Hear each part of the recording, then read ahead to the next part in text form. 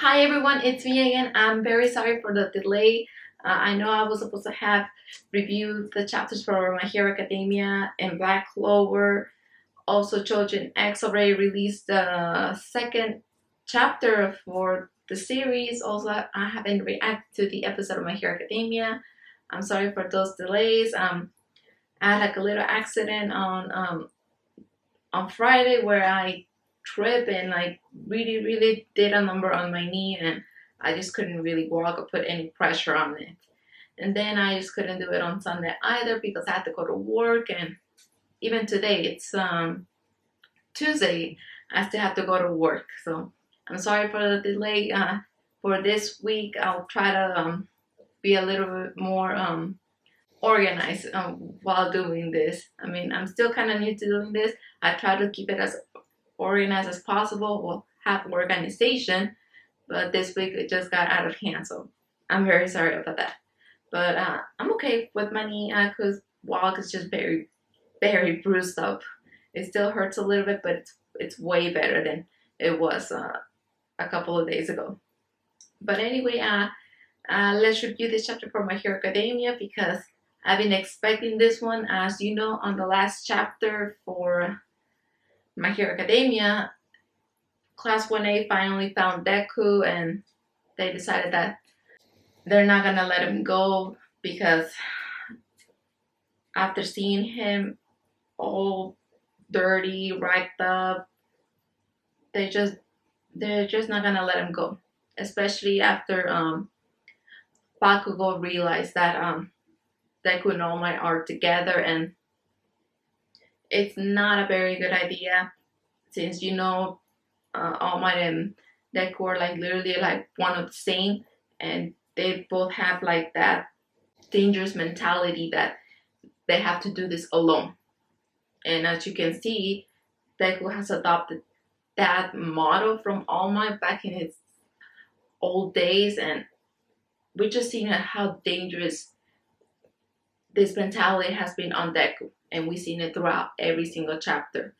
And right now, Class 1A is not gonna let him go, and they're gonna have a hard talk with him and try to convince him to, you know what, it's not healthy for you to do this. That you don't have to do this alone. We're here for you. But goodness, the chapter was very sad and very emotional because it just brought memories from previous chapters, Deku's journey with Class 1A, how he helped him progress, how they helped him progress. So it was very emotional. But anyway, let's begin. So the cover for this chapter, it's colored like last week's. It's a very beautiful cover. It's a Froppy, one of my favorite heroes for My Hero Academia. I have a lot of favorite heroes. I have to really make up a list. But that cover, beautiful. I love it. We see, I guess, Asui, Froppy. I think it's like crying, almost like a tear's falling from her eye, but she's using her tongue to, I guess, wipe it away or keep it from running down her face. So very beautiful cover. And the chapter begins where literally it left off with Ida knowing that once Deku has an idea on his head, he's not gonna stop no matter what. And Ida very knows this well since he's seen what Deku is willing to do to save people. Of course, Deku thanks his friends for coming and tries to use smokescreen to get away from them. Of course, Bakugo uses a new attack, which looks pretty awesome. He uses I think it's called landmines, and he blows all the smoke away. Immediately, his classmates try to talk to Deku as he's trying to flee. Koda tells him that it's alright for him to come back. We see Zero also talking to him, and Deku even remembering when he asked him for advice, assistance on how to properly use Black Whip, since that quirk is quite similar to Zero's tape. We also see Jiro thanking Deku for teaching her how to properly organize notes, And of course, this reminds Deku that time when Jiro asked him for help and got a little excited because he thought that Jiro would think it's a lame thing, but he was overjoyed that Jiro showed interest. We also see then Orjiro trying to wrap his tail around him and tell him that he was very grateful that he got frustrated as Shinsho, during the sports festival, and he just feels it's not fair for Deku to take this all alone, all this burden alone. Of course, Deku was easily able to break from his grasp and tells him that this is the reason why he left, that he's a danger to everyone. But then we see Tokoyami entering in the battle and pushes him into a building. Then we see Sato literally catching Jiro and Ojiro before they could fall, and he also tells him something about that the way he's going, he's not even gonna be able to give candy apples to Eri, and it literally brought me back to season 4 in those chapters where Overhaul was torturing Eri, and once that was over, they took her to the cultural festival, and Deku bought some ingredients to make her a candy apple, knowing that Eri loved apples, and very, very cute, adorable moment. And goodness, it just brought me back to those chapters. Those were just very sad, and seeing Deku in this state, and then his response that Eri doesn't need them from me specifically, and it's just so heartbreaking. And once Deku is inside this building, we see that Yajirozu made like this type of machine to like grab him and to put him to sleep. But of course, Deku was easily able to break from this machine when he realizes that they're trying to put him asleep, and he literally yells at them to stop caring about him, to stop following him. It's just horrible, his words. They're just so mean, so cold. Then we see Kaminari like getting a hold of him, almost like a hug. Something that honestly Deku needs right now. Telling him that, hell no. He even tells him that even though they don't have any hobbies in common, he considers him like a really, really great friend.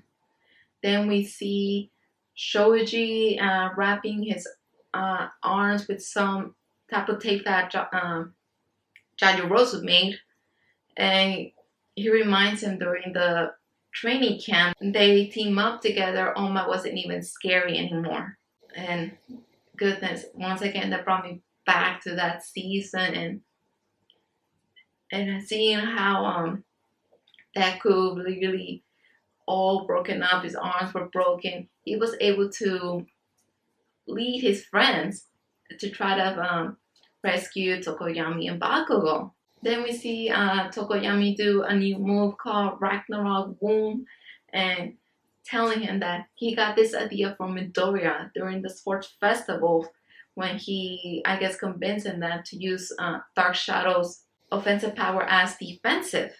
So seeing all these talks with his friends trying to talk him down it's getting too emotional for Deku, and he immediately breaks Tokoyami's attack that he wrapped around all over him. But one thing that was pretty sad was that Kaminari is still there and tells him that, dude, at least try to take a bath. Let's go take a bath. And it was just pretty emotional, I guess, for Deku. And when he breaks out, we see that he's trying to hold back his tears. And it's sad. He literally yells when he breaks out, stop it. We know that the words are getting to Deku. His thoughts while his mask falls down, that he knows that they deeply care about him, but they're oblivious to the danger. And while he's trying to hold back his tears, he's saying that he's fine, when he's really not. Before Deku could escape, we see Tokoyami building a huge thick ice wall, and Todoroki sees the face that Deku is making. and he realizes that the burden that he's carrying all alone for all this time has just become too heavy on him, that it's not even allowing him to cry properly. And honestly, it's just heartbreaking. Then we see Froppy and telling him that they're not gonna let him go, that it is okay for him to cry. If he's scared, he should be able to tremble. If he's sad, he should be able to cry. And telling him that this is how you become a hero, like in the comics. And the last panel, Froppy tells him that they're not gonna let him go alone.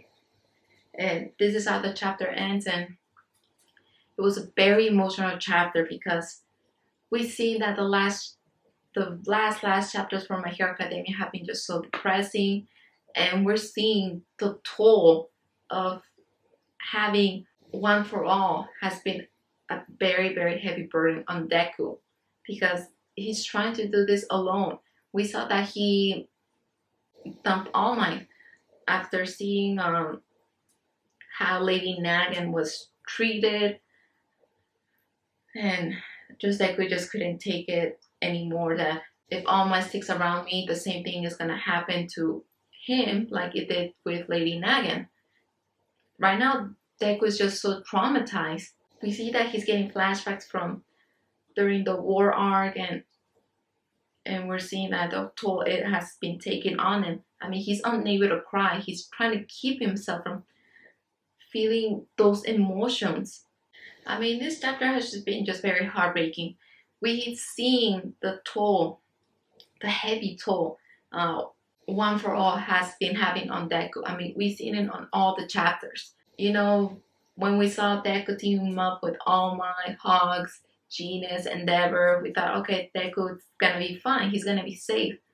But as the chapters progress, we've seen that it was a horrible idea for Deku to team up with All Might. As I said before, All Might and Deku are like literally almost the same person. And All Might wasn't a very good teacher to Deku in the beginning. And we've seen that Deku adopted like his motto of just doing everything himself, that he has to rescue everyone. And to the point that Deku has neglected his overall well-being, his health, his mental health, and even his classmates told him, oh, do you see us just as people that you have to protect? He's not even seeing them as his friends anymore. Or he's just trying to ignore that they're his friends, that, oh, they're just people I have to protect, and all of that. It's just very heartbreaking. I mean, he's so exhausted, but he continues going. And it's not even healthy. I mean, he's literally trying to suppress his emotions. I mean, that panel of him, like, he's trying to hold back his tears and yelling at them, frustrated to just let him go, to leave him alone. It's heartbreaking because we're seeing just how sad Deku is, but he's just trying to suppress his emotions. And we know that one day he's just gonna snap, and it's not a good idea. I wonder what Ochako, Uraraka, Ida, Bakugo are gonna tell him next, because I think this fight is still not over. And it's very, very sad to see Deku in this state, the burden that One for All has been having on him. And I literally almost shed a tear when I saw Deku's face trying to hold back his tears, and it literally brought me back to the first chapters where, you know, Deku is introduced, and during his first fight with Bakugo, and him like all scared and trembling. And then it brought me back to the war arc where he's all bruised up and saying that he's the Deku that always does his best. And it's horrible because I remember in the beginning Deku saying that he wanted to save people with a smile, but he's not even smiling anymore. He's just saving people because he has to. It's very, very sad. I hope that for the next chapter, Bakugo, Ida, or Raka knocks some sense into him, that with the way he's going, it's not healthy. and it's just very, very dangerous ground that he's going, because as I stated before, Deku is doing the same thing All Might did during his prime, pushing everyone away, and once it came up to the fight with All for One, it nearly cost him his life because he just pushed everyone away and fought him alone. Man, I don't even want to imagine with the way Deku is going and he finally faces All for One, how is he gonna end up? And remember that he's gonna be like the last user of One for All, because no one else will be able to take this quirk anymore because it's just become too strong. And I guess this is what's going through Deku's mind, and it's just been a very heavy burden on him, and he needs to understand that he's not alone. He has friends that care about him. But anyway, goodness, man, I went on rambling about this for a while. But thanks for watching, and I hope to see you for the next video. Bye.